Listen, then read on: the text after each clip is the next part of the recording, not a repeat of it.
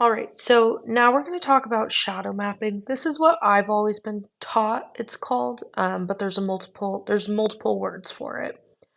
So there's two things to do with shadows. One, light will change where shadows are. If I have a big bright light shining on one side of my face, it's going to force shadows elsewhere on my face. That's just the reality of light.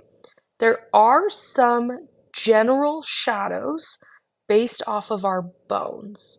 Um, Shadows are always going to be where there's a hollow in the bone structure, or in the skull in this case, that's overlapped with, this is going to sound sick, like flesh, where muscles and skin are over a hollow.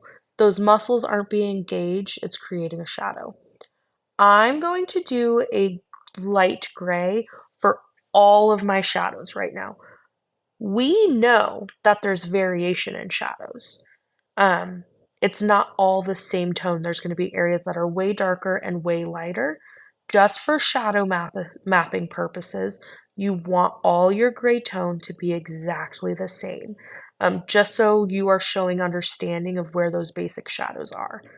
At this point, typically, is I pull out one of those plaster skulls, but I don't have that with me, so we're going to look at this skull I drew. Um, I can like move this skull and you can see roughly, my guy's a little uh, uneven, but you can see that those basically match up more or less, as even as I can get while doing it by hand. So I'm going to keep my skull here and pull out a thing to shade with. So looking at the skull, one of the very first areas that I'm seeing a hollow or a divot in are these eyes.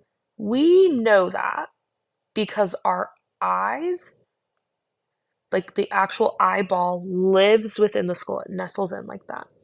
Meaning on this eye, there's going to be a circle around it with shadows. That does not mean that whole area is super dark, pitch black. It just means there's going to be areas of darkness in there, based off of where those muscles are. Okay, back to looking at my skull. A lot of students will comment, oh, there's a hollow right here. Yes, on the skull there is, but there's additional cartilage and skin attached outside of the nose that give it that, so it extends past the face. So that's not actually a shadow area. Um, but we need to think of the nose as being an umbrella, right? So if I'm under the umbrella, everything under here is dark. Dark, dark, dark. So it'll be the same thing with my nose. This is all going to be dark, dark, dark. So I'm going to zoom back in here. And there's a level of darkness under the nose, typically depending on where the light source is coming from. Okay, back to the skull. There's two more areas of darkness I want you to focus on. It's going to be this, which is mirrored, and this. Um, So these gaps on the cheeks are obviously all those muscles we use to smile and frown and talk. Those are all created because those muscles, when we're not using them, we can feel those hollows between our upper and lower jaw. These muscles here also help us control like our eyes and our forehead, these top guys that I'm drawing in now. Sometimes when you have a headache, you might like touch your head there and massage it. A lot of the time, that's because you're like clenching your teeth, so those muscles are tightening. Um, One more area that's similar to the nose is going to be the lip. There's actually a little bit of shadow on right underneath that lower lip where it protrudes out.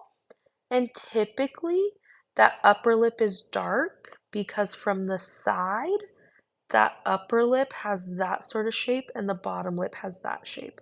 So this is going to be dark. Oh, that's a bee. this is going to be dark, light, and then dark. Okay. So I will have all of this posted on Schoology for you to access, like the actual photos. And then I want you to practice some of the features.